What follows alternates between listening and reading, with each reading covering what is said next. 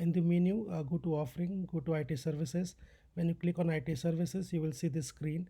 In the screen, enter the catalog title, which basically means what this catalog is about. In this case, I'm taking an example of a website for a restaurant. So I will add a attractive title for the catalog. I will add the details which are included in this catalog. I can attach the sample images. I can add a sample video as needed.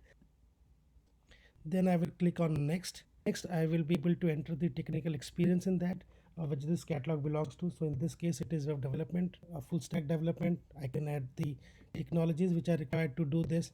I can find from the technologies which are in the drop down. If the technology is not there, I can add it on my own. So in this case, let's say uh, I'm doing this in PHP. So I will add PHP. Same way, if a tool is required, you can add the tools. It is not mandatory. Then you can define in which industry this catalog would be. So we have 4 categories. You can choose one of them. So this belong to services, restaurant, catering, and for the business function procurement. Then I will click on next, and I can define the variant for it. So there are 3 variants: basic, advanced, and premium. I'll take an example of basic. I will mention what is included in the this catalog, what is the delivery time for it, how many iterations are allowed, what is the base price for it, if this price is once or it is some subscription based or monthly, quarterly, annually. You can also add the options as many as you want.